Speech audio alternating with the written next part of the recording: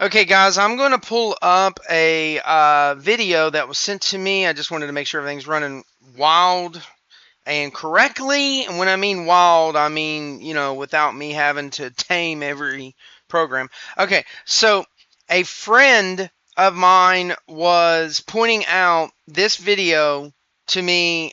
It was today, and they said go look at it. I literally only watched the first 10 seconds, I swear to you. So what I'm going to do is I am unprepared. I know that he's going to bash Talmud. I know he's going to lie about oral Torah. He's going to lie about what is and is not rabbinic, what we would call de-rabbinum. There's deoraisa, and then there's de-rabbinum. I am unprepared, 100%. I even thought about doing this on a live. I have not watched this. This was put up 12 days ago. It's by Ash Maiz. I assume I'm pronouncing that right. I do know the man's face. I know him because he was on a video that was extremely anti-Semitic that a group of us watched, and we had a discussion. He lied. Of course, they always lie. And then the discussion in the group was, did he tell the truth? And they used the references, and they showed everybody he was clearly lying. So classes like that are important. So welcome to the class, because that's what we're doing here. I am unprepared. He may go into topics that I don't know about. He may go into topics and subjects that I know nothing about, and I will say, hey, let's go look. You're going to watch me go into the references that this guy brings up. I always point out, it's always funny. This is a fact, at least with me. Every time I debate a Christian on anything that would be considered Christianity versus Judaism, anything, I have a rule. This is my rule, and I know many Jews do this. I know many Ben Noach that do this. I know rabbis that do this, okay? But this is my rule. I don't dive into any references of Talmud, Mishnah, anything from any rabbi. I don't dive into quotes from the Kofetz Chaim, from Ramchal, or any of that, okay? Unless they bring it up and they lie. And I promise you, at least in my debates, every time it's them bringing it up. So if you want to argue about anything Judaism is doing, and you do bring up the references, I generally will explain it from the written Tanakh. And there's a reason why I do this as my platform and my way to debate. And it's because these Christians who do not follow God, and I'm just sorry, I'm being blunt, they don't know the God of Israel. Their gods are not the God of Israel, period. And if you know a rabbi that says, oh, well, yeah, Christians mean well, they have the same God, run from that rabbi, run now. Absolutely run from that rabbi. Now, I'm not trying to, this video is not about, I guess, Christian hate, okay? This video is to take the hate that the Christians have for Jews and expose it. This video is to take the claims of the people who hate Jews, and this guy, I believe he's completely Christian. I don't know what denomination. I don't think he's Orthodox Christian. I think he's a Protestant somewhere in that area. I could be wrong, but I know he is a Christian. But the object of my videos and this video is not to spew hate. Jews do not hate Christians. What they hate is your religion. Okay? Just like if somebody went out and had an abortion, I'm going to hate that they did that action, but I don't hate them. Okay? Now, I may pull away from them as a person because they are doing an immoral action. They are doing something that is wrong. They are destroying potential life. Okay? So when people are like, oh, well, Jews hate Gentiles. No, they don't. When people say that the B'nai Noach are a cult and all this other garbage, no, they're not. The B'nai Noach are the proof that Jews don't hate Christians or Gentiles, because I don't know of any B'nai Noach, and I know hundreds. I don't know of any that their rabbi or a Jew said, hey, your mom and your dad are Christian, you need to run away. Hey, your mom and dad and your sister and your brother are Gentile, you need to come convert. They don't do that. It's lies. So the purpose of this is me coming in unprepared, Going to listen to this guy yam yam yam yam yam yam, because he always lies. I am unprepared. I am 100% unprepared. Now, I do have some notes on my phone. I'm literally going to use the notes on my phone to pull up references that he will bring up, because they always do. They can't stop the demons inside them. I mean, I probably shouldn't talk that way, but it's like the truth. They are obsessed with darkness. It always seems like the what you call a lukewarm Christian, they're the cool ones. They're the ones you can talk to. But the more religious someone is, and I don't care if it's Protestants, I don't care if it's Catholics, I don't care if it's the evangelicals. When you get someone who is more religious and they claim to be very devout religious in their Christianity, they're always the worst of the worst. Every single time. That is my experience. And there's a reason for it. And it's because their book is full of anti-Semitism. So I'm going to stop yammering. This video is not about Christian hate. This is about taking the hate that this man is spewing out on the internet, exposing it, showing him the references, and showing he lies. I don't even know what he's going to say. But I'm not a prophet, but I promise you he's going to lie. Because in his other videos, he lies. So let's jump in. I literally only have notes. I have thousands and thousands of notes when I debate, because people catch me all the time when I can't prepare. I am unprepared for this. Let's go. Let's see what this guy says. Now, I know I'm speaking kind of strong and I'm using certain words, but if you are a Christian and you support lying, okay, in order to support your dislike of a religion or a people, you're in the wrong. Period. Rabbinic Judaism claims that it is the authentic continuation of the authority of Moses, that it alone fulfills the Hebrew scriptures through the ages. I don't know any Jew that would say that. Who is it that literally prescribed the judges, the Sanhedrin, the first rabbinics? Who is it that picked them? It wasn't Moshe. What is the Tanakh? Because remember, I said I'm only using the written, because the guy that you can see there's something wrong with his eyes. It's always in the eyes, everybody. It's always in the eyes. You can always see the shallowness, the lack of education, lack of wisdom, the lack of thought, brain process from the eyes. Usually you see it with the left. Unfortunately, there are people on the right that have it too. So the claim that rabbinic Judaism, let me pull up something here.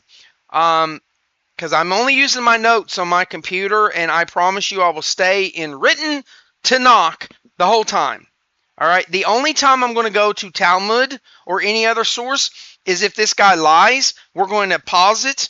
We're going to jump over, and I'm going to literally show you live, because this, as I'm recording, it's live. I will show you the references, and we'll see if it says what he will claim it says. He usually lies a lot. Okay, so he's talking about oral Torah, and he's talking about rabbinics. So there's many, there's dozens of times in Tanakh, the written, where it says only Israel teaches and knows Torah. There are, on the opposite side, there are dozens of scriptures that says the nations outside of Israel do not know Torah. Now, if your God, because they claim that they have the same God as me, if your God tells you dozens of times that the only people that have legitimacy to teach and know Torah are the Jews, and then your God tells you dozens of times over here, stay away from the nations. Even if you come from the nations, go cling to a Jew. The nations are vain, arrogant. There's all kinds of things they say. The nations do not know Torah. Literally all of Psalms 115 is about how the nations do not follow Torah. I'm going to give you some references here. What he just said is a lie. The idea that Jews are the ones saying that rabbinic Jews have authority is a lie. This is a commandment de rabbinum. So, hold on one moment. I don't even know what this guy's going to go on. Okay. So, out of the 613 laws, there are 613 laws.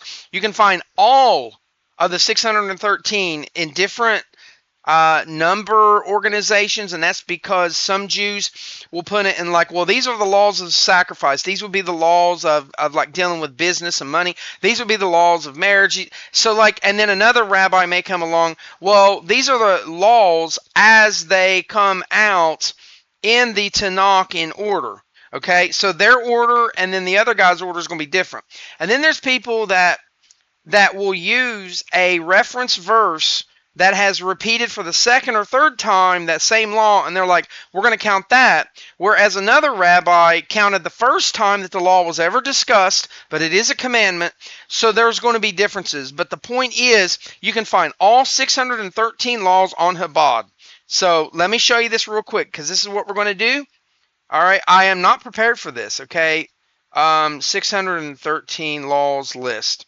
All I got to do right here is put in Chabad Torah 613 laws list. This is Chabad's list. There's nothing wrong with it. Look, none of these references are going to be from what most Jews would consider either anything away from Tanakh. I'll just say it like that. All of these are from Tanakh. Look, look, look, look, look. Uh-oh. Do you see Talmud or Mishnah or something the Kofetz Chaim said or something Ramchal said, something Rashi said, anything you see? Nope. Nope. You see books. We're down to 110 laws. Hold on, guys, because I know, listen, I'm not trying to insult, but the majority of people who are involved in religion on YouTube and viewing through YouTube are lazy. You guys would rather show this in like 5 minutes. Okay, look, none of this, it's all Tanakh. You guys would rather show me that than watch a 2-hour full video explaining a full topic. I'm sorry, it's laziness. And then you wonder why you guys don't understand anything. I'm not trying to insult, but it's the truth. Meanwhile, every Jew I know, every B'nai Noach I know, watches 2-hour or more long videos, and they want more. But you guys seem to think you know the holy word of the God of Israel when you don't. Look, none of these references. We're at 260 right here. I'm waiting. Where is any references going to pop up for any of this? For anything outside of Tanakh. I'll use that language, okay? It's not. Let's just keep going. Look. And I swear to you, I have shown this to many preachers that I've argued with and debated with. And I told them, go look, and they don't look. So I'm showing you. All right, so I am telling you right now, I don't care if you call me a liar or what, I'm telling you right now, there's not one reference to any law anywhere. Here's one about helping others load their beast. This is both a law within animal care, but also dealing with your neighbor and loving your neighbor. Okay? There is no Talmud here. There's no. Okay, so all 613 laws, you can go through the whole kit and caboodle, okay? Look, we're down here. Look. Oh, wait a minute. Interestingly enough, there are no coincidences. Not to destroy fruit trees even during a siege. There is a law that you don't just destroy trees and anything doing with fruit, especially during war. Now, Israel was in wartime with Rome. End of discussion. There's nobody on the planet that could say otherwise. Rome had occupied it. Rome took over Israel when the Christians, J-Man was walking around. So you tell me, they're in wartime, okay? So that's there's halacha when Israel's in wartime and not in wartime. And almost every rabbi with common sense would say that Israel has been in wartime every single day for the last 1,000 years because of what's been going on, okay? Because of the exile, because of Israel being attacked before the 1940s, all that, okay? So what was their J-Man doing with a fig tree? I'll tell you what he was doing. He was breaking a commandment. You don't realize that your gospel book is full of that man sinning, and it's because you don't know the sins. So if you just take 15 minutes of a class from a rabbi discussing just literally this law, just only this law, 15 minutes, and then they show you all the references, they show you everything you need to know about it, you would then be walking away as a Christian, and you would not have a defense for him destroying the fig trees. Okay, so number one, all 613 laws are in the written Torah, period. Number two, there are 613 laws. 4 of them are dealing specifically with the obedience of the Sanhedrin, which is what this guy's bashing. I know I'm talking a lot. I'm going to let him continue in a minute. Okay, so you got one that is Deuteronomy 17:11. Okay, let's see here. Where's find on this page? Find on the page. I don't know if they say Deuteronomy or Devarim, and I don't know if they spell it out all the way. I'm going to actually put 17:11. There we go. Okay, so out of the 613 laws, you got 4 that are going to deal with the Sanhedrin. Look, they got it listed as 578, rule number 578, act according to the ruling of the Sanhedrin. Well, that's kind of funny because, see, this guy's, he's bashing the Sanhedrin already. Listen to what he says. Rabbinic Judaism claims that it is the authentic continuation of the authority of Moses, that it alone fulfills the Hebrew scriptures through the ages, that no one can fulfill the Hebrew scriptures. That makes no sense. No one can fulfill the commandments. When you die, your last day, you're judged later on, and you're also judged yearly on top of that. And then that is when you are judged. Did you attempt to fulfill the commandments during your life? There's no such thing as a Jew running around today, I fulfilled all the commandments, because even though that they've done all the commandments today, they have not been able to be seen doing it in the future. You see what I'm saying? So even though somebody can fulfill commandment yesterday and then today, doesn't mean that they won't mess up tomorrow. Hold on 1 minute. Like I said, I was doing this unprepared. So yeah, I had a family member come in here and ask me a question. Okay, so this guy's bashing the Sanhedrin. Every time he says the word rabbinic Jews or rabbis or Sanhedrin judges, he's talking about the Sanhedrin. the rabbis and the rabbis alone have the authority to dictate how the law of Moses is to be followed and how the scriptures are to be interpreted. Okay, wonderful claim that I will carpet bomb and destroy. So we're already dealing with this. So is this written by the rabbis or is this God talking? Okay, so the people who are Christians should never claim that the written Tanakh is false. So therefore, if you really believe that Moshe was given the commandments and that the Tanakh is true, then you should never claim that Rule 578 and 579 are written by Jews. It says, act according to the ruling of the Sanhedrin. Do not deviate from the word of the Sanhedrin. Okay, in Judaism, you have positive commandments and negative commandments. You literally have the same thing being said in positive and negative. In other words, you are literally told, because God is amazing. God does not play lawyer with people. God tells directly what his law is. This is God. This is not Moshe speaking. This is not the Sanhedrin that made the rule up. Hey, we're taking over, guys. You literally have a positive rule, act according to the ruling of the Sanhedrin. So stop. Let me ask you a question. Is this guy over here acting according to the Sanhedrin on anything? And the answer is absolutely not. Absolutely not. Because, and I can show you the laws where the Sanhedrin are carried down through the generations when we don't have a Sanhedrin. So then you got a negative law. So this is two sins if you break them. 2, not 1. Not to deviate from the word of the Sanhedrin, which means to ignore it, to not do what the Sanhedrin say. So this guy is literally breaking 2 commandments by God with this video. Is anybody lost? You shouldn't be lost. All right, so there are 2 of the commandments. I was going to bring them up here in my thingy. Hold on a minute. You also, here's another great one, which this guy breaks. Another sin this man breaks. All right, and generally people don't like that language. Generally, B'nai Noach and Jews would use the word errors, but I know that a majority of my audience might be Christian, so I want to use the same language you guys use against everybody else. When you lie and slander Jews, you always say they sin. You never say they error. So why should I use that language, even though it would be more proper? All right, 22, 27.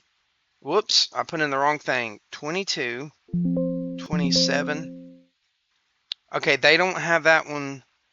See, I wasn't prepared. Not okay. So let's go into Exodus. They probably have it listed under another thing. Exodus. Okay. The way they've written this up. Let's go Exodus 22. Okay. Not to oppose the weak. There's one, but that's not what I'm looking for. They did have it. Oh my goodness! Not to blaspheme. Now you might think they're talking about God. You might think they're talking about God here. Let's click it. I'm unprepared for this, guys. 22:27. Here we go. Here you go. Exodus 22:27. This is what all these anti-Talmud people do. You shall not curse a judge, the Sanhedrin, neither shall you curse a prince among your people.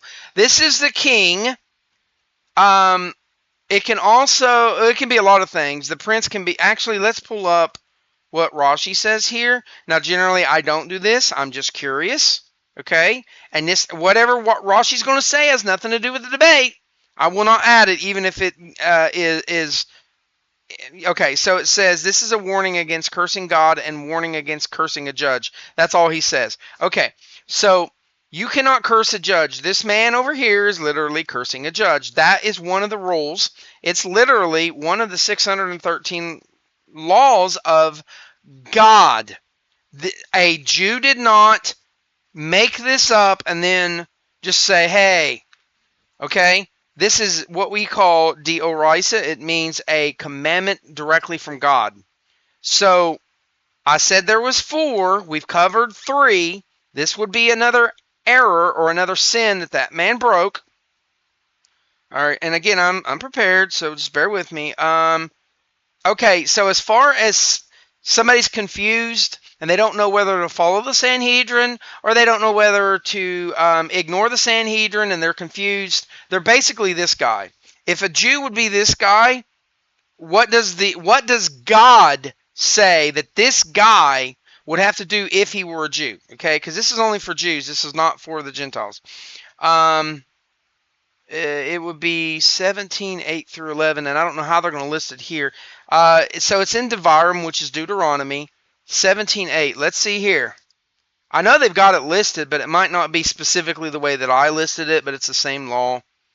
And for some reason I couldn't even find 22:27, which was weird.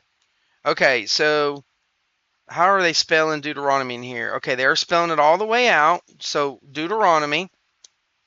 We need chapter 17, but wait, that's 18 right there. That's not it. That's not it. Okay, 17. We'll start with verse 8 and see. There's nothing there. Hold on one moment.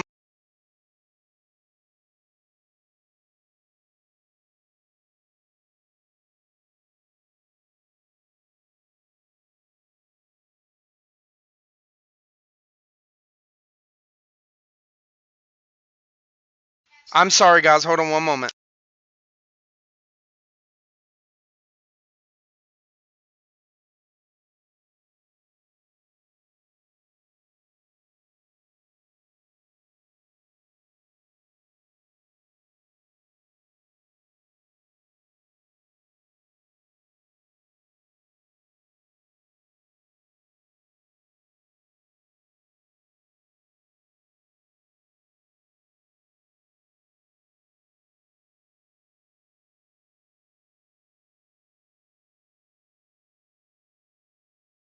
All right, I'm sorry about that. I don't want to pause. I'd rather mute. I'm so sorry about that. Another family member came in asking questions. Okay, so we're looking at Deuteronomy 17:8 through 11, and again, I don't know how they're going to list this. So let me go back to, okay, 17. Let's just look at everything that's under chapter 17. It would be 8 through 11. Okay, act according to the ruling of the Sanhedrin. Well, we already covered that. Okay. This is another specific, very specific law. Okay, not to point of okay. The king must. Okay, wait. Hold on 1 minute. We need 8 through 11, and none of this is that. Again, I'm not prepared for this. This is talking about seeking the majority. It's the law of the majority. You know, all the people. Okay, so I'm gonna have to jump into it. They don't have it listed. They must have it listed another time, because see, they are repeated. These laws are repeated. So if it's repeated in Leviticus, they must have had it listed in Leviticus. But the only one I have is where this one of this last law. So we're gonna is listed under Deuteronomy 17 through 8 through 11. So let's go over to Deuteronomy. Okay. Yeah, that's the. Actually, I can just click this. I just need anything Deuteronomy 17. Okay, 8 through 11. Let's read this. This is, okay, now in case, look, you shall not sacrifice to the Lord your God, okay? This is an abomination to the Lord your God. If there will be found among you within one of your cities, which the Lord God is giving you, a man or woman who does evil in the eyes of the Lord your God, to transgress his covenant, and who will go to worship other gods and prostrate before them, or to the sun, the moon, or any host of the heavens, which I have not commanded. That's what I'm looking for. Who's speaking in this? Who's speaking? This is God talking to everybody. So 8 to 11 is the rule of majority. The one thing that all these anti-Talmud people hate, and it's in the written Torah. If a matter eludes you in judgment, who is talking? God is talking, and he's talking to Israel, not to Gentiles. If a matter eludes you in judgment, that means you are confused, you don't know about it, you think something opposite of it, which would be what this guy is doing over here. This guy thinks something opposite of it. The judgment eludes him. And it says between blood and blood, between judgment and judgment, or between legion and legion, words of dispute in your cities, then you shall rise up and go to the place the Lord your God chooses. What is this talking about? Where is this place? This is the temple. This is literally telling you, go to the temple and talk to God's servants. Well, that's pretty funny, because, see, this guy over here, his whole argument is that those people don't have the right to talk about or explain or teach Judaism. That's his argument here. We're at 17 seconds, and I've already destroyed this guy. 17 seconds, guys. Come on. So the place your Lord God chooses, which would be, in the temple. And it says, and you shall come to the... You got to go to the Levitic Kohanim and to the judge who will be in those days. This is in a generation. And you shall inquire, and they will tell you the words of the judgment. This guy's literally, his whole video is going to be, don't do what God commands you to do right here. I always point out that a lot of these Christians who are anti-Talmud hate when Jews are following the Torah. Now, did I just show you something that proves that guy wrong? Yes. Did I just show you something that was written by the Jews? No. They are telling you this is the Lord God you're speaking. Like, what? This is where the rule of majority comes from. Who is the majority? It's not everybody. It's only the religious Jews, the judges, anybody who would be considered a Mashiach, a Kohen. But in today's world, you do go to an Orthodox rabbi, because why? There's a chain of command.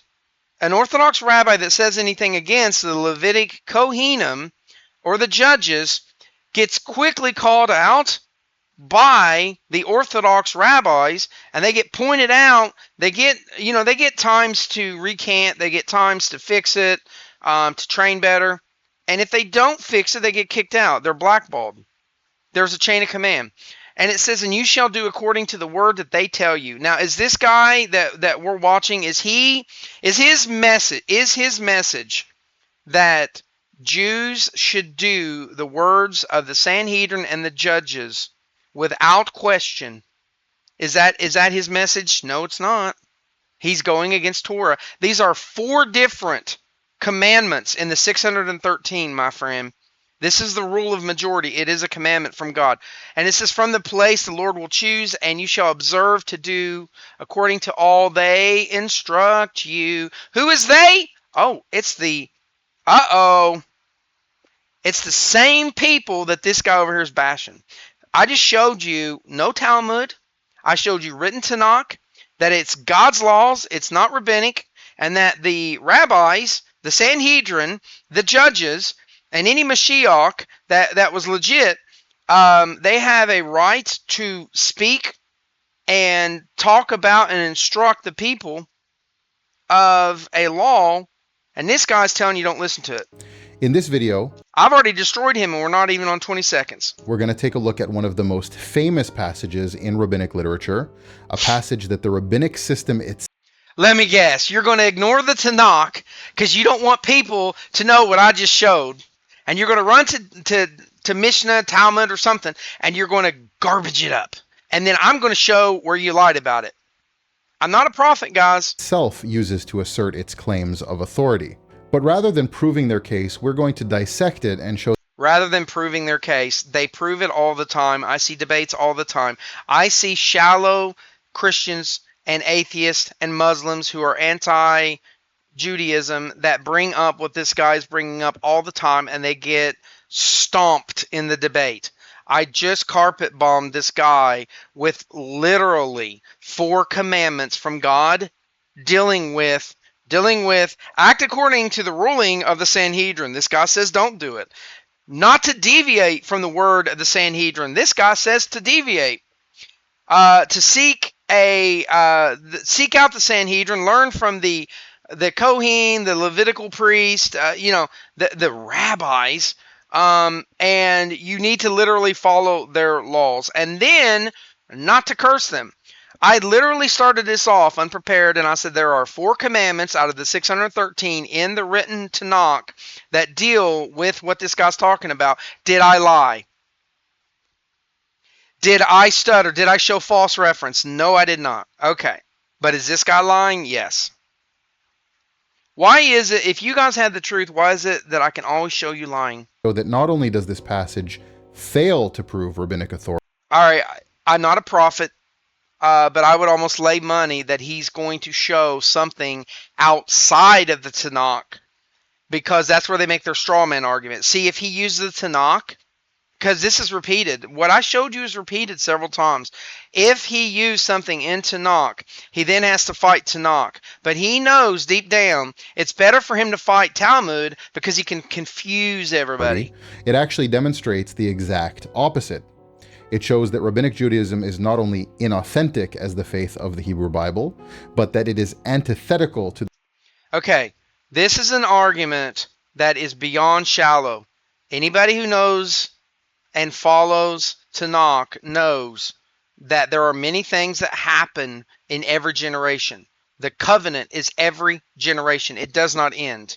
Psalms 89 literally tells you that if Israel as a majority were to run away from following the Lord's ruling and the Lord's law, that God will smite them with enemies, with the rod, with disease. Deuteronomy 18 has a whole list, like 16 different curses that will fall upon Israel as punishment.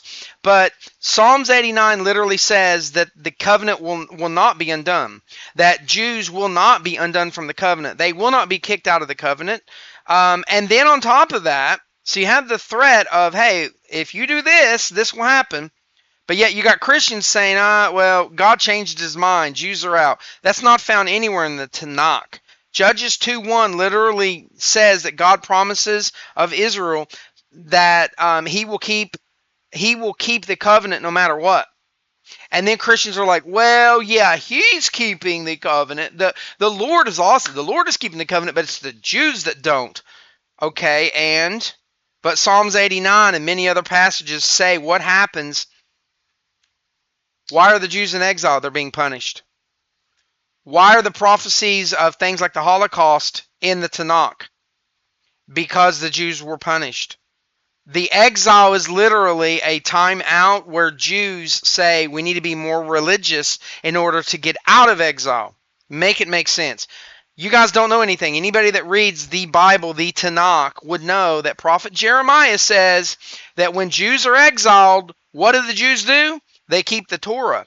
This guy wants to lie to you and say that Jews aren't keeping the Torah today. They're in a whole nother, it's a new religion and all this other garbage. No, it's not. No, it is not. You don't know what you're talking about. The scriptures themselves, and ultimately anti-God. And we're not stopping there.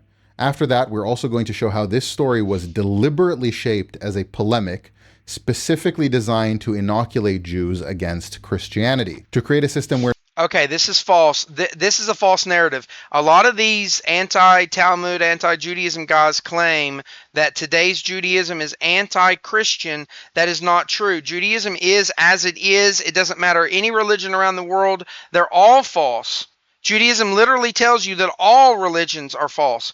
So for somebody to claim that Judaism was reshaped or changed to counter and fight Christianity, which many of these guys do, I don't know if that's where he's going with, but it's probably on the tip of his tongue. That's a lie. Christianity was created to go against Judaism. Everything in Christianity goes against Judaism from day one. You cannot accuse a religion that is thousands of years older than your religion of being set in stone to be against your religion that never even existed for thousands of years. And then your religion comes along and everything in it is against the commandments of God, everything. No matter what miracles, no matter what revelations, no matter what fulfillment of prophecy might come, the rabbis could still overrule it. If you haven't... Okay. Did you just hear? I want to repeat so you can hear what he says. He doesn't know another commandment. He's doing another error. He doesn't know Devarim 13. No matter what miracles, no matter what revelations. No matter what miracles. Let me rewind just to hear more. Specifically designed to inoculate Jews against Christianity. To create a system where no matter what miracles, no matter what revelations, no matter what fulfillment of prophecy might come, the rabbis could still overrule it. This guy's literally saying that Judaism today is inoculating Jews, which means protecting them from Christianity. And then he uses the situation that if a miracle happens, that this new Judaism was like, hey, if you see them doing miracles, ignore them. Devarim 13. Thousands of years before Christianity, we had the rule of how do you deal with false prophets, false teachers, miracles, magic, healings, dreamers of dreams. Thousands of years before Christianity, everything I command you, that you shall be careful to do it. You shall neither add to it nor subtract from it. This is God speaking. This is something Christians twist. They claim that Jews break this. How many commandments are there? No, I've never once heard a Christian claim that there are only 611 commandments and that Jews added a couple of more. And they can't do that because we can show the 613. I just showed you the page on Chabad that lists them. I have also never heard a Christian claim, but you did away with a commandment.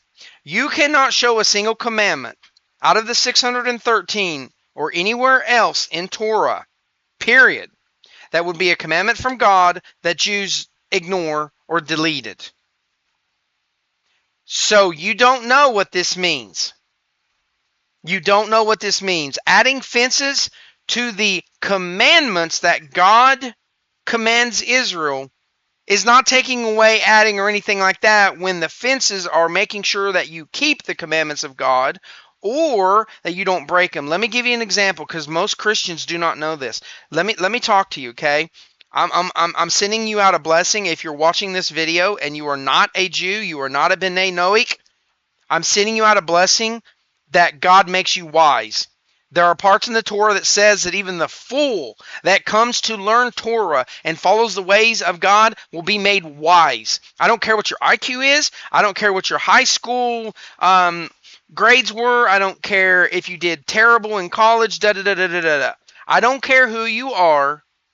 This is why Religious Jews are smart. Every religious Jew I know deals with science. They are dealing in some kind of philosophy. They're a doctor. They're a lawyer. These are high professions. Now, yes, there are people that work with their hands, okay? But I'm telling you right now, I'm giving you a blessing that you become wise. If somebody were, okay, so let me give you an example because that's where I'm going. I'm giving you a blessing. Okay, so the law of do not take your neighbor's wife, okay? Do not look at your neighbor's wife. Don't want after her. This is one of the very few commandments that are mental, okay? Which means a thought crime. Believe it or not, there's only so many thought crimes. Everything that J-Man told you in Matthew chapter 5, when you think about, when you want to, when you're contemplating this and you haven't done it yet, it's a sin. No. There's only so many situations where thinking is a sin. Idol worship would be one of them. So if you're thinking about another religion and you are thinking about praying to that other god, you're thinking about wanting to go to that other religion, you are violating do not commit avodah zarah, which would be idol worship. Now, idol worship is broken down. It's even sectioned. Now, if you want to learn about it, you don't even need the Talmud for it. Okay, if you want to learn the law of what idol worship is and is not, you don't even need the Talmud for it. But it would help you, but you don't need it. So I can debate that. So you're not allowed to do certain things. One of them is chasing after your neighbor's wife, thinking about your neighbor's wife. So you being attracted to your neighbor's wife is a problem, okay? So King David, who was a Mashiach, he was one of the many kings of blessed memory of Israel. He designed a fence around this law and some other laws. The laws of gossip, slandering, talking about your neighbors, being basically up to no good, okay? He created a law. It's a fence law around these laws called Shomer Nagah. Jews practice Shomer Nagah. They do not put themselves in a situation where a man and a woman are alone in a room in private, because this would keep, if you're never in a room alone with your neighbor's wife, you're never going to be accused or gossiped about trying to get her. You see what I'm saying? If Shomer Nagah, you're not allowed to touch another woman you're not allowed to touch another female who is not your wife and who is not your direct family, okay? Your direct family. So my first cousin, she cannot touch me. I cannot touch her. So if you can't do that, you would never break the law of stealing your neighbor's wife, okay? You'd never break the law of like chasing after your neighbor's wife. And so like if my neighbor's wife is an attractive lady, I have to hide my eyes from her. This is something that is taught in Judaism.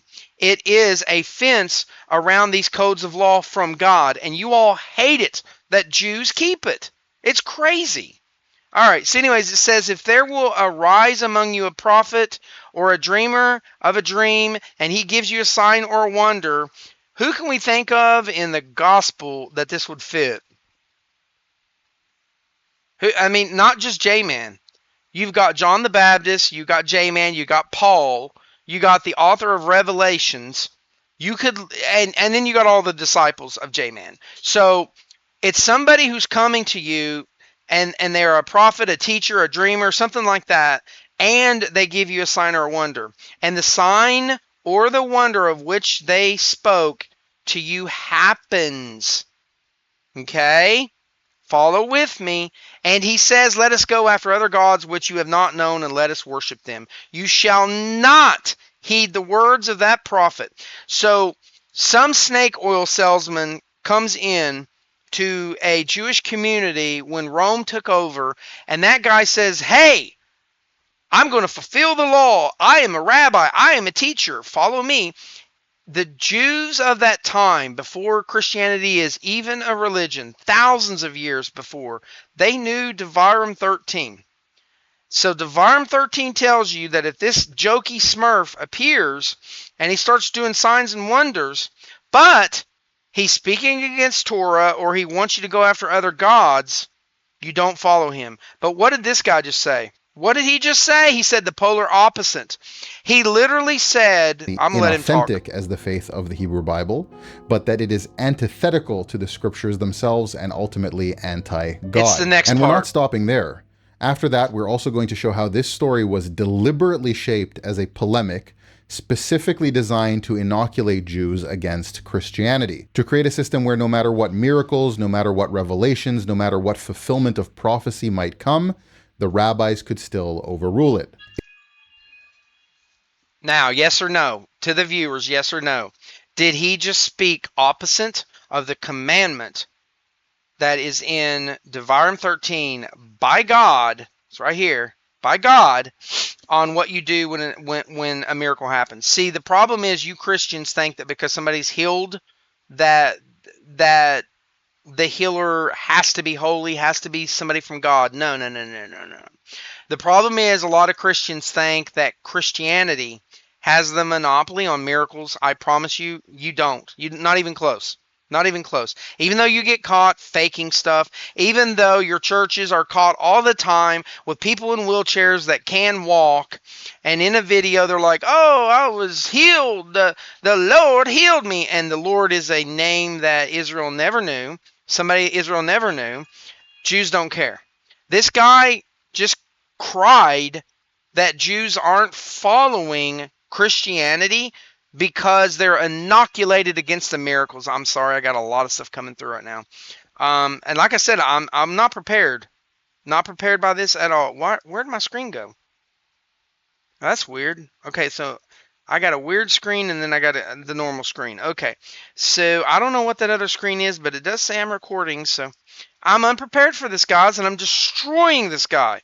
I haven't pulled up Talmud. If you haven't already, please like the video and subscribe and leave a comment at any point. It's totally free. So the passage in question comes from Tractate Bava Metzia, page 59b. Question comes I'm not a prophet, and I literally said, watch this guy pull a non-written Tanakh thing, probably from Mishnah or Talmud or whatever, and he's going to twist it. Did you hear what he just said?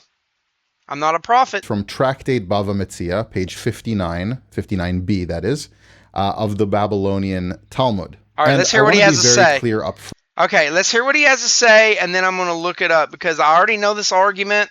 I already put out a video against this argument. It destroys him. Front. This is not history. This is a legend. The rabbis writing this down in the 6th century are putting a story in the mouths of rabbis who lived in the 2nd century. That's a very important detail because it shows us that this is not eyewitness testimony. Wait, how did he word that? Are putting a story in the mouths of in Talmud. And I want to be very clear up front. All he does is lie, guys. If this guy had the truth, he wouldn't be lying. I've already destroyed him on multiple subjects. Everything he said. Front. This is not history. This is a legend. So it's not history. It's a legend. That's what his claim is. The rabbis writing this down in the 6th century are putting a story in the mouths of rabbis who lived in the 2nd century. That's I don't know where he's going with this. That's a weird way to word it, but whatever. It's a very important detail because it shows us that this is not eyewitness testimony. This is theology and polemics.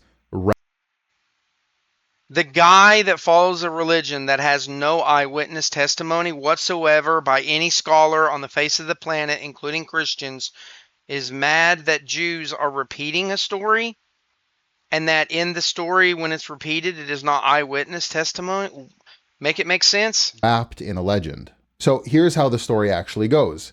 There's a dispute about an earthenware oven. Rabbi Eliezer.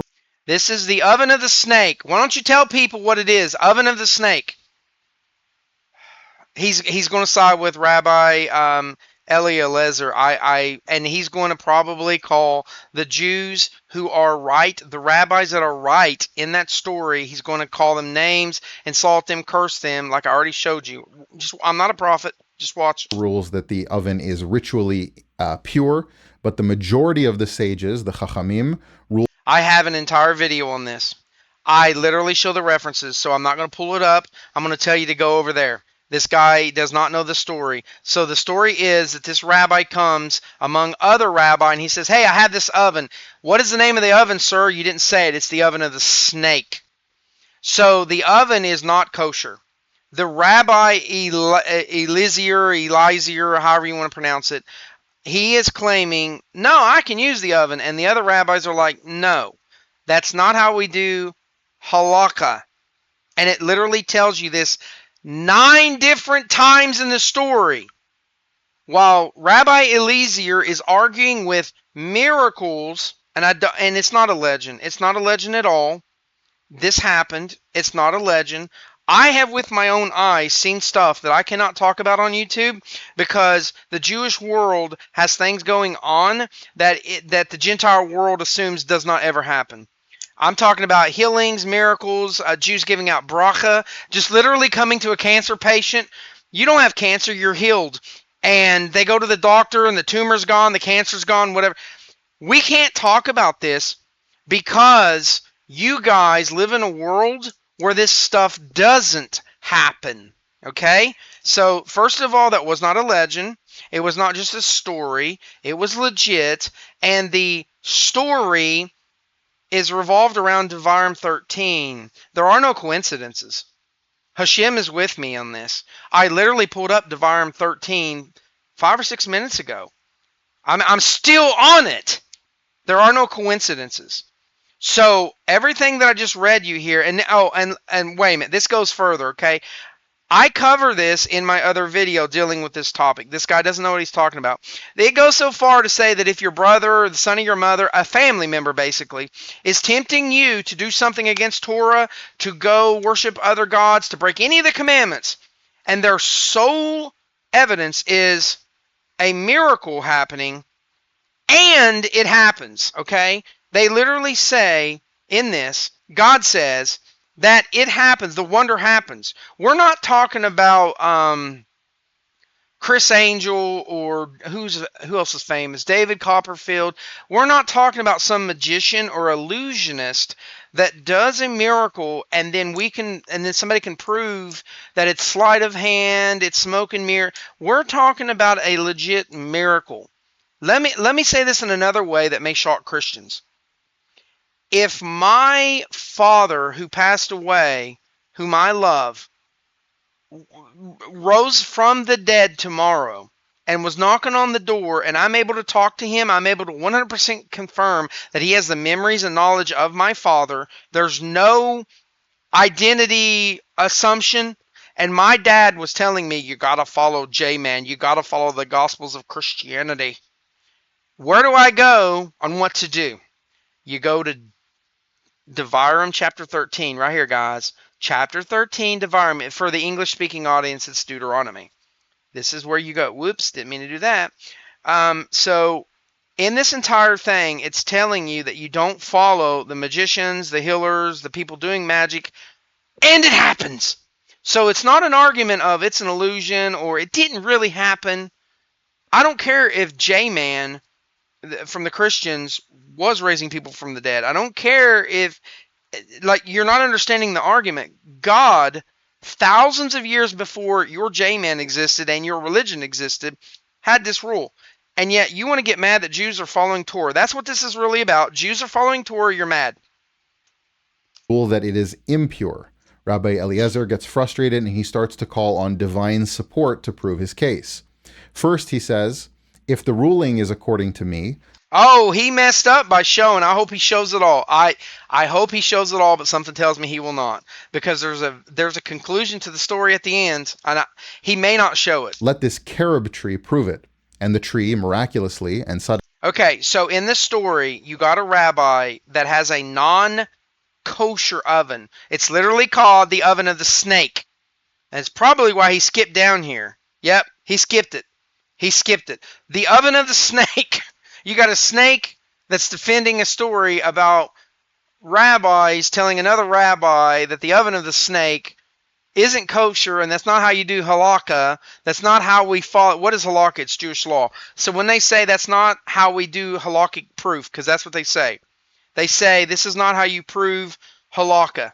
A tree getting up and singing and dancing, and I don't care if they put on the best New York play, and they sing really good, and they got a little hat, and they're doing their little act. A tree getting up and doing that because someone commands, hey, if I'm telling the truth, the tree will get up and dance, does not mean you follow it.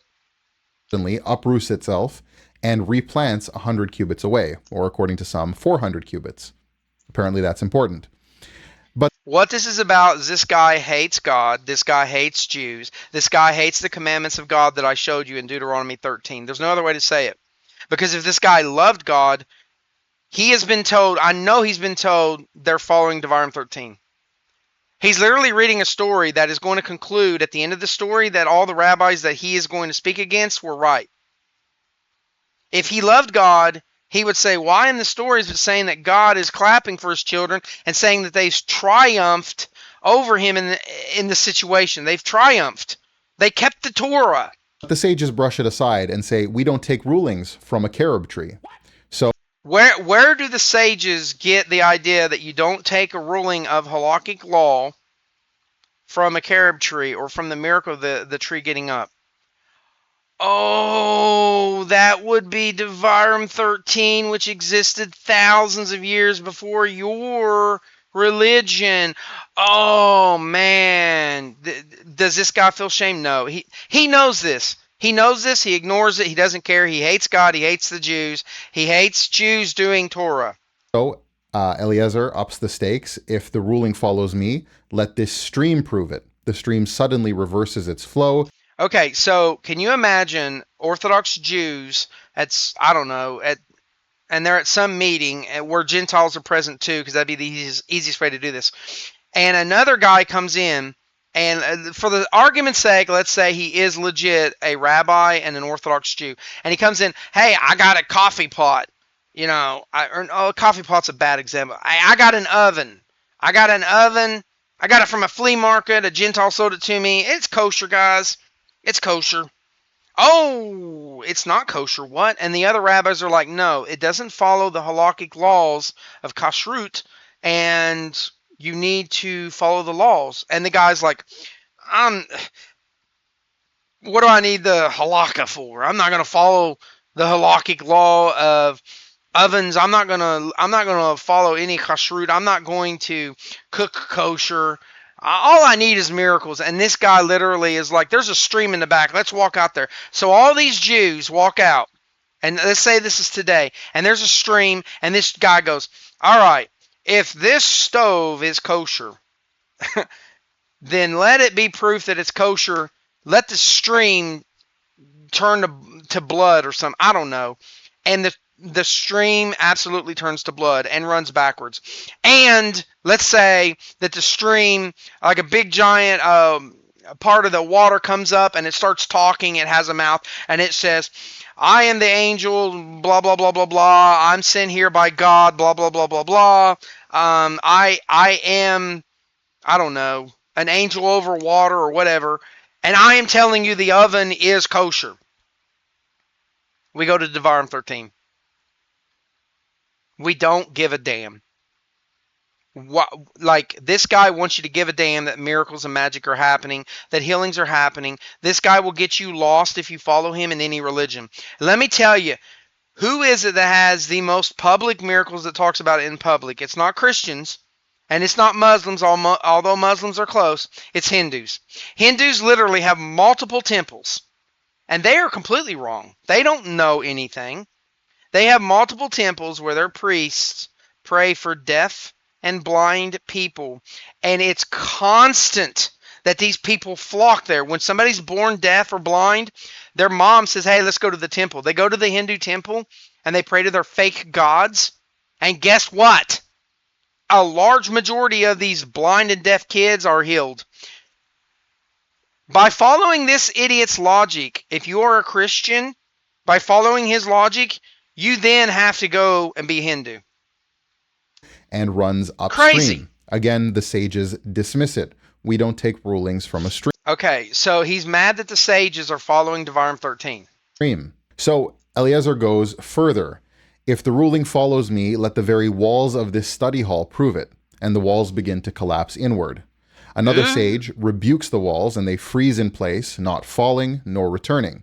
Commentaries will later say that the walls couldn't take sides between the rabbis. Go figure. Finally, Eliezer goes for the ultimate proof. If the ruling follows me, let heaven itself prove it.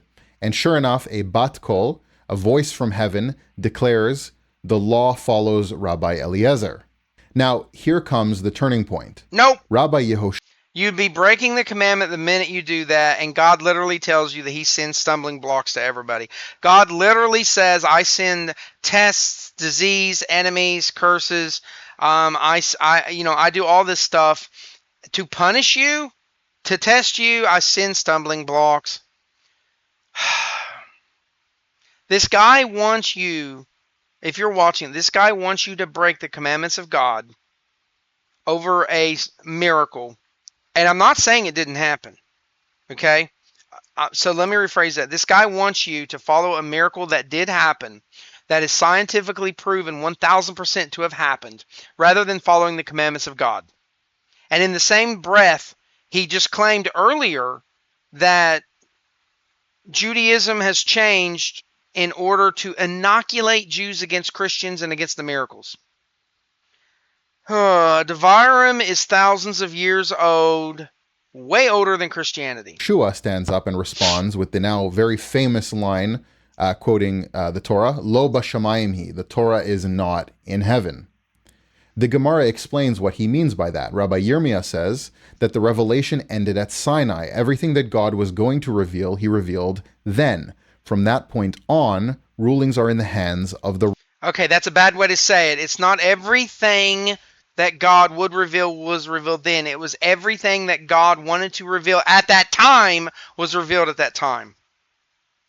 Okay, because obviously in the Mashiach age, we have many prophecies where new things are revealed, including the new covenant, where literally we are told that the world changes. We're probably going to have different physics. I mean, I don't even know if we're going to have gravity. Rabbis, and the decisions are made by a majority vote. And to prove this, they cite Exodus chapter 23, verse 2. All right. He did not show the end of the conclusion to this story. And I'm wondering if it's in a deceptive way to try to twist what happens. But at the end of the story, you are literally told that God speaks and says that the rabbis that said the oven was not kosher and that Rabbi Eliezer was wrong were in triumph, were right. 3 words at the very... But I promise you the Jews don't care, because that would be another miracle. We don't follow miracles. If that was really God's voice, then great. Then yay. Jews don't follow the Torah to get a reward, and they don't follow the Torah to stay away from punishment. So if God came down and said, hey, you're doing great, you can try a little harder, you're keeping the commandments, great job, you've triumphed. That's awesome, don't get me wrong. But that's not why they follow the Torah. That's not why they're not following the Torah to get a reward or to run away from punishment. This guy, he does not know so much. The end of the verse specifically, Acharei Rabim Lahatot, follow the majority, supposedly. All right, supposedly. I already showed where that is. That is Devarim, what was it, 17? I think it was 17. The majority vote would be 17. Yeah, Devarim 17, around 11, verse 11, supposedly.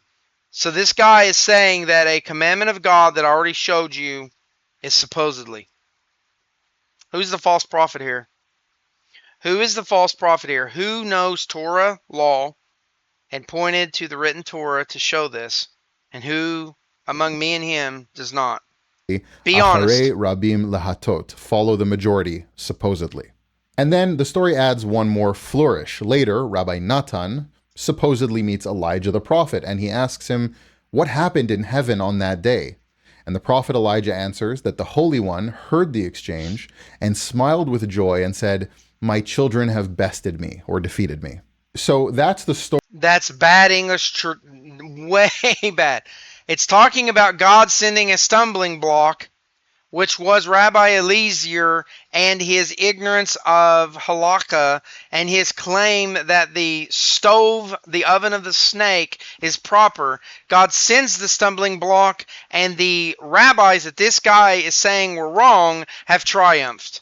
I'm glad he showed that. I didn't think he'd show that. You surprised me, my guy. You surprised me. Let's repeat it. on that day. And the prophet Elijah answers that the Holy One heard the exchange and smiled with joy and said, "My children have bested me," or defeated me. So that's the So you're mad that Jews kept the Torah even when Hashem sent these rabbis a massive stumbling block test.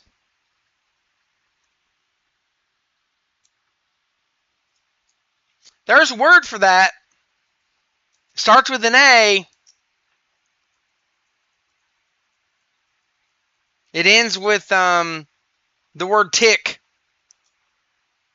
Anti-Semitic. story. Now let's take it apart. First, let's address the problem That's pretty bad. This guy is mad that Jews kept the commandment of God, and these commandments can be found in the written Torah thousands of years before his fake religion.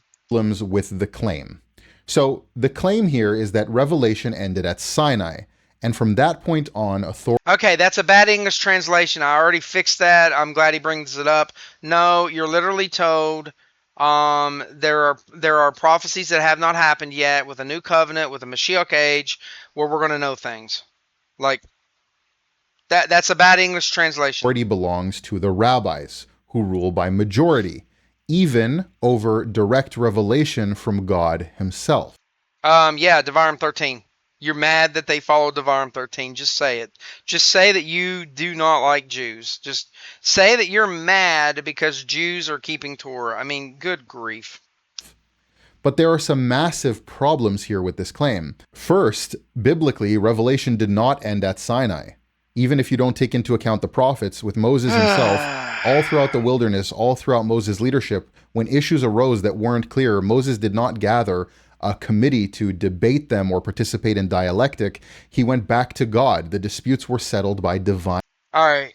No, that's not true. He doesn't even know the story of the Sanhedrin. He doesn't know the story of Pinhas by what he just said. Moshe is literally said with the Sanhedrin to have forgotten the oral law, which this guy is against, on how to deal with the situation that Pinhas deals with. And then in the story, after Pinhas deals with the situation, you're literally told, God comes out and says, hey, Pinhas saved all of you because he did the right thing. That literally proves the oral law. And show me prior to that where anywhere in the written Torah where it says that if a Jew does a great sin in public and at least a minion, 10 men, seen this public sin, and that Jew doing the sin promotes other Jews to do this sin, which is exactly what happened to the person in the Pinhas story that Pinhas had to shish kebab. Show me in the written Torah where it says that a righteous Jew can get up and end their life. You can't do it. And yet you're told that Pinhas did right. You're told that Pinhas followed the law. Where's the law? It's oral Torah. This guy doesn't know anything, man. Revelation, not by majority vote. So the premise here itself is false. Second, the verse that they use from Exodus 23:2 is completely mutilated here. They quote 3 words from the very end of the verse, Acharei Rabim Lahatot, as if it's saying to follow the majority. But what I already covered this. You follow the majority, who are religious Jews, that are teachers, that are rabbis, that are literally repeating the laws of the Sanhedrin, because in the end you have to follow the laws of the Sanhedrin. So if you're obviously following an Orthodox rabbi that doesn't know a certain halakha about a certain topic that was heavily covered by the Sanhedrin, that has been written down and passed on, then you need to go get away from that rabbi. And by the way, rabbis don't do that. When a rabbi is dealing with a question and from a student or a situation, and it deals with a subject that the rabbi is not heavily educated in, that rabbi says, hold on, I want to double check, and he calls or contacts a specific rabbi that is known for being an expert in that situation, just to double and triple check. That's how worried Jews are about saying the wrong thing. I have seen rabbi who even knew the topic, knew what to say, knew what to do, and they just wanted to double check, so they went and got the expert, and they're like, okay, this is going on, da-da-da-da-da, I just want to make sure. Yes, okay, good. Like, this guy doesn't know anything, man. What does the verse actually say? The verse says, in Hebrew, lo tihiyeh, do not be or go in accordance with, acharei rabim, after the many, leraot, for evil. Yeah, for evil, yeah. Lo ta'aneh al riv, and do not respond to a dispute. Lintot acharei rabim, to follow the many or the majority. Lehatot, which that last word lehatot could mean to turn aside. But this is not the law. What he's telling you is not the law. He's just telling you don't follow a majority if they're doing evil. Don't follow a majority who's doing it. Well, how do you know what's evil? You have a rabbi. You follow the Sanhedrin. Well, where's the commandment to follow the Sanhedrin? I already gave it.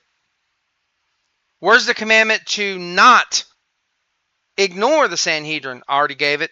Where is the commandment that you should not ignore and curse the Sanhedrin? I already gave it. Any other questions? I was not even prepared, guys, and I'm smoking this dude.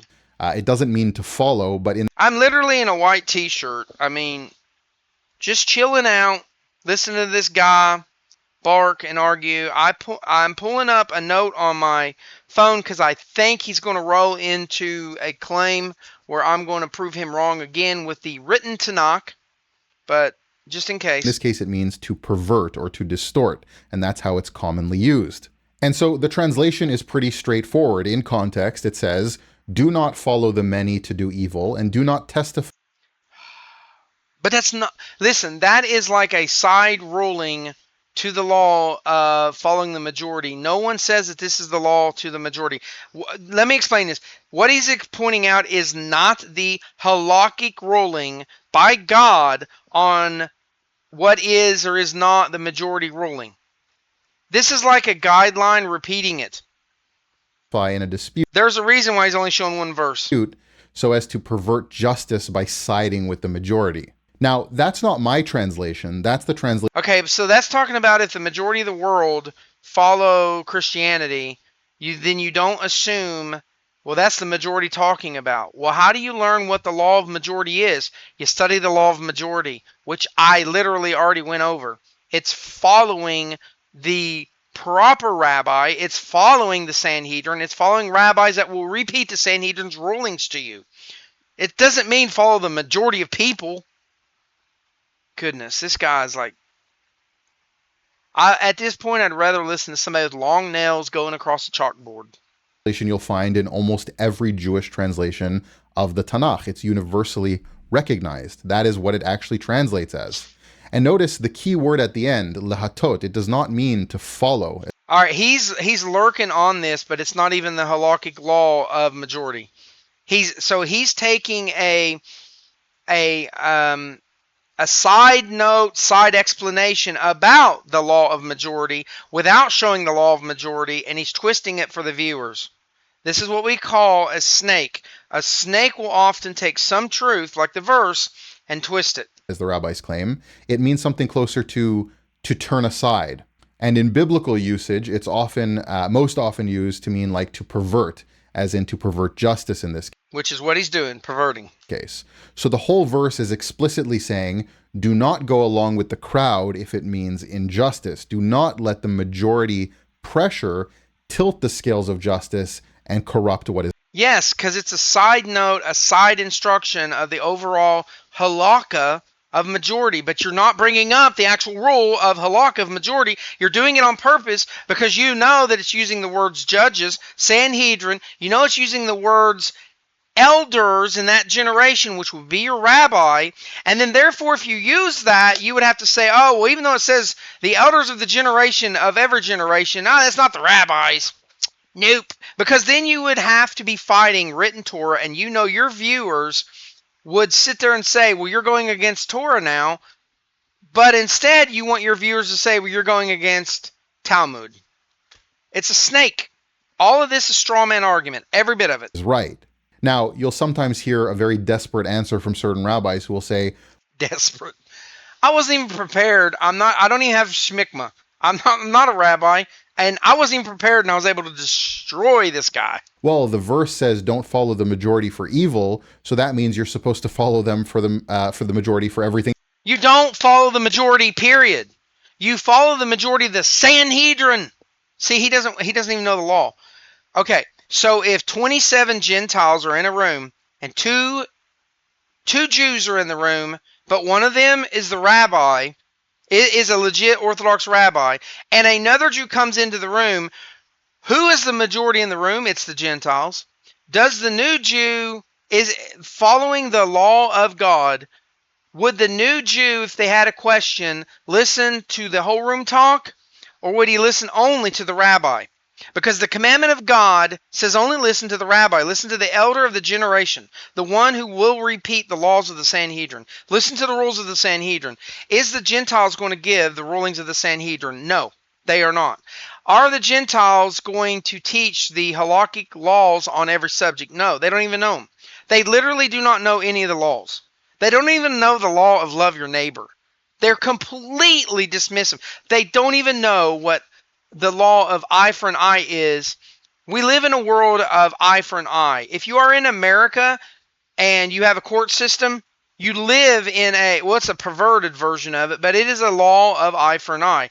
Everything has monetary value. Your eye is worth something. Your ear is worth something. Your leg, the ability to walk, if you can walk, is worth something.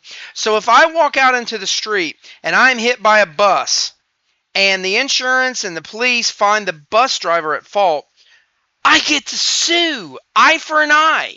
You don't know what eye for an eye means. You guys are so ignorant. You think that eye for an eye means that if somebody comes in and stabs my eye out, that I should then therefore say, he hurt my eye, and stab his eye. That's barbaric. That's not Judaism. That's not what the halakha says. I can use the Tanakh to show this. This guy's a liar. All right, I'm done with this guy. My blood pressure's not raising. I'm just sick of these people. I'm sick of these people. All they do is lie. If you had the truth, sir, you wouldn't have to lie. Else. But that's obviously absurd. That's like saying if the verse says don't steal from the poor, it's clearly telling you to steal from everyone else. That's a willful twist. Listen, this guy is not bringing up the halakha of majority rule. He brought up a side note, a side instruction.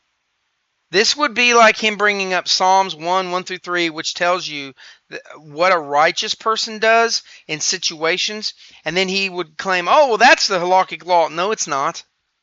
It's referring to the halakhic law. It's referring to keeping Torah.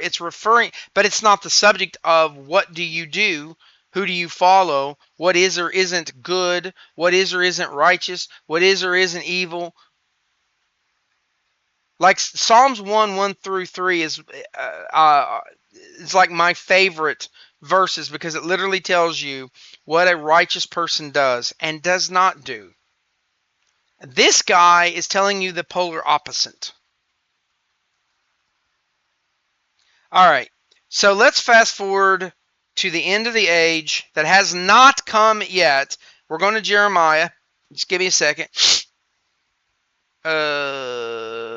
Jeremiah, what is it? 16:19. Now, is he going to go against the prophet? Is he going to go against the prophet? This is at the end of this age. This has not happened yet. Uh-oh. Uh-oh. Fishers of men. Uh-oh. Behold, I will send for many fishers, says the Lord, and they will fish them, and afterwards I will send to many hunters, and they will hunt them from upon every mountain, and upon every hill, and from the cliffs of the rocks. For my eyes are on all their ways, they're not Israel, and they were not hidden from before me, neither was their iniquity hidden from before me. Uh-oh. Let's go down there to 19. O Lord, who are my power and my strength and my refuge in the day of trouble? To you Who is it? Who? Nations will come from the ends of the earth and say, only lies have our fathers handed down to us. Emptiness in which there is nothing of any avail. This has not happened yet. This is literally telling you that the nations, not Israel, the nations are going to cry this out, and it'll be in unison. It is literally Isaiah 53. It is literally Psalms 89, which repeats Isaiah 53. The nations lie about Israel. The nations cast sins on Israel. The nations, which are not Israel, have lies. This hasn't happened yet. So even when we go to the end of the story, we see that this guy is going to cry and scream out that he inherited lies. That all of his YouTubes were in vain. Oh, he's going to delete his YouTube real fast. We know that because the Gentiles at the end of the time are going to be so ashamed. They will know God. They will see God. They will be able to hear God. Well, they won't see God. They'll be able to hear God, and they will know Torah. So this guy that doesn't know a lick of Torah will know Torah. He will be embarrassed by his behavior, his YouTube account. He will delete every single one of his YouTubes. This YouTube will not exist, I guarantee you, in the Mashiach age. At least this video. Okay? I'm sure he will put out apologies, and then he'll start putting out proper no-hide stuff. He will support people to go to Israel. If the Mashiach age happens in our lifetime when this man is alive, this man will take this video down. We know that because the nations will destroy their own idols. They will burn their books. They will literally, when this day happens, you guys will be screaming and crying so bad because Isaiah 53 and 52 points that out. You guys will be screaming, God, I'm so sorry. And you will go to your home and get a hammer, and you will run to your church and you will knock out those stained glass windows. You will get your car and you will, well, I don't want to say that because that might be a little too much. You will get your jackhammers, your sledgehammers, your hammers, your crowbars. You will tear down your church. Guaranteed. So even when we go to the end of the story, that guy will be screaming out. He will admit that only lies have our fathers handed down to us. He was not handed down the things that he believes and supports from a single Jew. I don't believe he's ever had a rabbi. He's probably never even had a Jewish Orthodox Jew that was even friendly with him in his life as a friend. This guy is so wrong. This guy didn't even want to tell you the name of the oven in the story that he twisted and lied about. The oven of the snake. Like, share, and subscribe. I'm done with this fool. Absolutely destroyed in 17 seconds of watching this video. I wasn't even prepared. Like, share, and subscribe, guys. I'm trying to build up my my account now. I'm going to start putting out some more videos. I do not want to embarrass people. That's not the point of this. I don't want to debate and, make people feel bad. That's not the point. If this guy wanted to call me up and have a discussion, I would be friendly and nice to certain points as long as I'm not respecting idols and respecting false gods' names. That's a big one. I would make dinner for somebody that was brainwashed like this guy. So I don't want to hear that I hate him. I hate his religion because his religion is against my God. His religion is against Israel. His religion hates God, hates God's commandments. If this guy had the truth, why did he lie to you? Ask yourself. Among me and him, who brought up literal commandments that this guy was discussing and claiming didn't exist, or he was twisting, and only brought it from the written sources? I could do this all day long.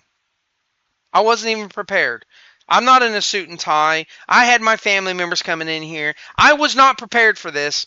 And I'm able to destroy him while I'm not prepared for it. I got other things going on. Multitasking here on my phone. Destroyed. If this guy had the truth, why would he be caught lying? It's all in the eyes. It's all in the eyes, guys. It's all in the guys. All in the guys. It's all in the eyes. I'm not trying to make fun of him. But there's just something about the eyes. You can see... I don't want to use the word soulless. This man has a soul. This man is made in the image of God. But this man is blaspheming nonstop. This man is breaking multiple commandments. Some of them are curses so severe that you cannot You cannot atone for them properly. It would take years of work to atone for some of this stuff. The things he said against the Sanhedrin, God will not forget. The things he lied about with the Sanhedrin, God will not forget. That's all I'm saying. Now, is there hope for him in the future? Yes. This is a world of nonstop stumbling blocks that we live in today. There are no prophets. So people like this guy get brainwashed, and then the light goes out from their eyes, and you can tell not much is going on there, buddy. And I'm not trying to embarrass him and make fun of him. I'm not, but a lot of people will know what I'm talking about when I say it's in the eyes. It's use your brain. Instead of saying, well, Jews are breaking commandments, why not ask a Jew, hey, why do you guys do this? Like, share, and subscribe, please. I'm trying to build up my account. My account has been around for a while, but I kind of barely put out some material. I'm trying to put out material now, okay? I'm so sick of the anti-Semitism on YouTube, on social media, in the world. It is better to speak good. It is better to not do what I'm doing.